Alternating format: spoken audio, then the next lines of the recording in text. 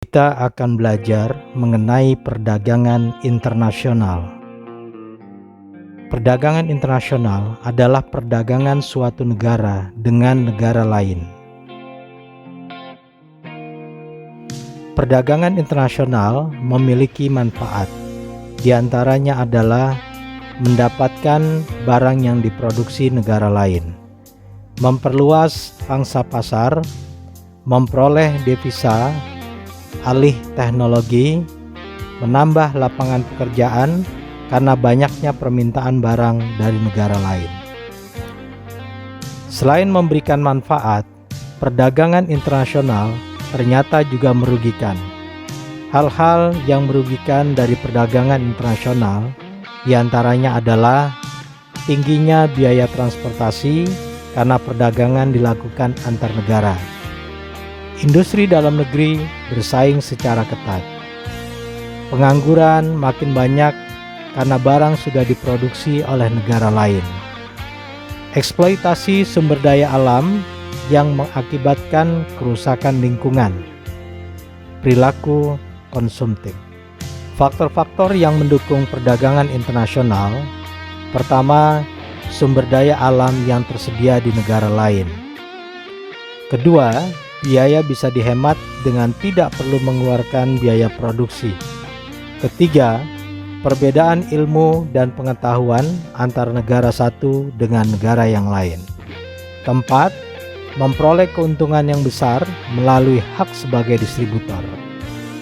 Beberapa faktor penghambat perdagangan internasional diantaranya adalah faktor keamanan menjadi kunci sukses atau gagalnya perdagangan antar negara.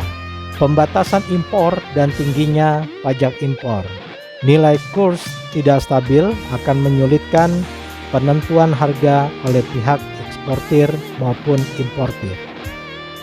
Teori perdagangan internasional yang populer dikemukakan oleh pertama Adam Smith dengan teori keunggulan mutlak. Adam Smith mengatakan, jika negara mampu menghasilkan barang dan jasa lebih banyak dari negara lain, maka akan menguasai perdagangan internasional. Yang kedua, David Ricardo dengan teori keunggulan komparatif. David Ricardo mengatakan, jika negara unggul dalam dua macam produk yang dihasilkan dan dengan biaya tenaga kerja lebih murah dari negara lain, maka akan menguasai perdagangan internasional. Kebijakan perdagangan internasional yang pertama, pajak yang dikenakan atas impor yang disebut dengan tarif. Kedua, pembayaran yang diberikan oleh pemerintah untuk para produsen dalam negeri disebut dengan subsidi. Ketiga, pembatasan jumlah maksimum jumlah impor yang disebut dengan kuota impor.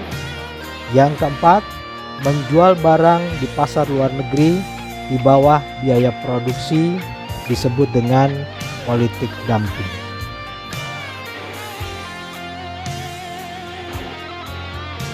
Perdagangan bebas adalah perdagangan antar negara yang nyaris tanpa mengalami hambatan.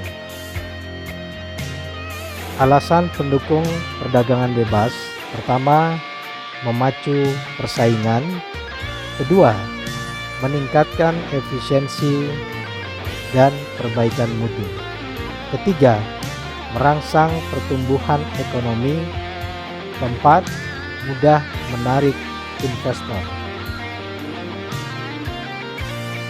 Demikian pembahasan mengenai perdagangan internasional.